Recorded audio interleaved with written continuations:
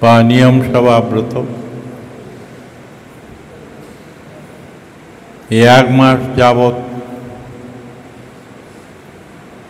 নিয়ম সভা ব্রতে নিয়ম করতে হবে যেন প্রতিদিন দামোদর স্তোত্রম কীর্তন করা হয়। কি ওই নমামীশ্বরং সচিদানন্দ রূপং লসৎ কুণ্ডলং গোকুলে ভ্রাজমানম যশোদা ভিয়লু খলাবধাবমানং পরামিষ্টমতং ততদ্রুত গোপা। এরকম ডেইলি কীর্তন করলেই মুখস্থ হয়ে যাবে। আর এটা দামোদর ব্রতে খুব প্রিয় কৃষ্ণের, দামোদরের। যারা কীর্তন করবেন তাদের প্রতি দামোদর দেব সন্তুষ্ট থাকবে।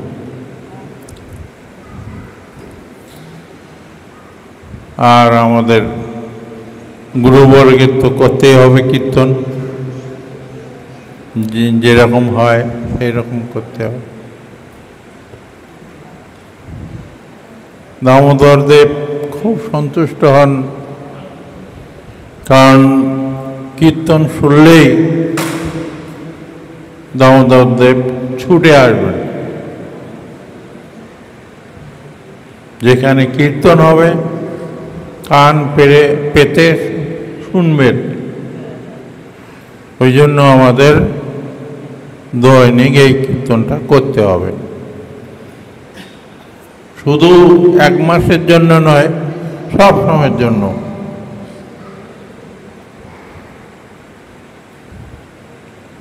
আর এই মাসের মধ্যে একটা আমাদের সংকল্প রাখতে হবে,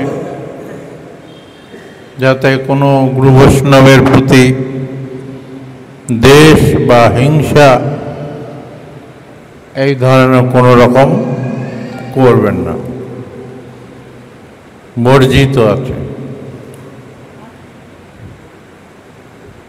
সুতরাং এরকমভাবে আমাদের নিয়ম করে কীর্তন করতে হবে।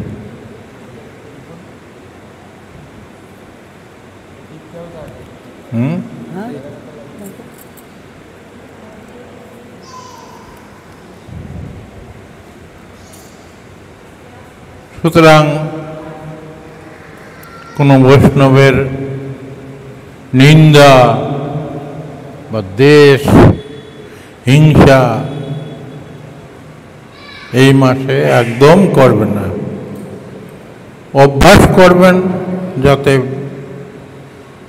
পরের মাসেও কারো প্রতি দেশ হিংসা যেন আমাদের না হয়, তাহলে দামোদর দেব খুব খুশি হবেন।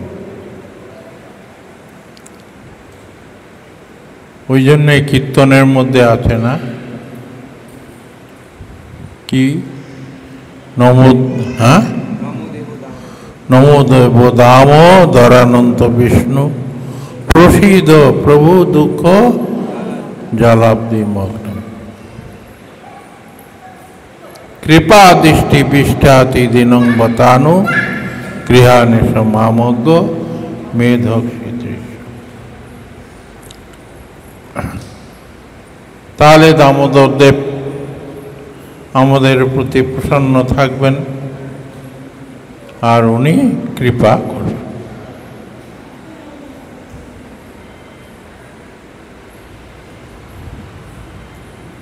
আর প্রতিদিন একটা করে শ্লোক এটা তো করতেই হবে। আর যখন এটা তো 7 দিনে হবে, 7টা বা 8টা, 8 দিনে, তারপরের থেকেও আবার আরম্ভ করতে হবে।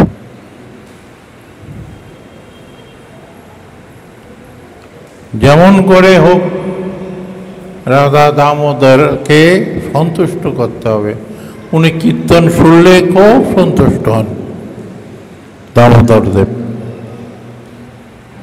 ওই জন্যে সবসময় মা যশোমতী ওই দামোদরে কীর্তন করত। কৃষ্ণ কান্না করছেন, চুপ করাতে হবে ওই কীর্তনের দ্বারা, অন্য কোনো উপায় নেই। সুতরাং এইভাবে আমাদের কীর্তনে অভ্যাস করতে হবে, করলেই দামোদর দেব সন্তুষ্ট থাকবে। এরপরে প্রভুজি বলবে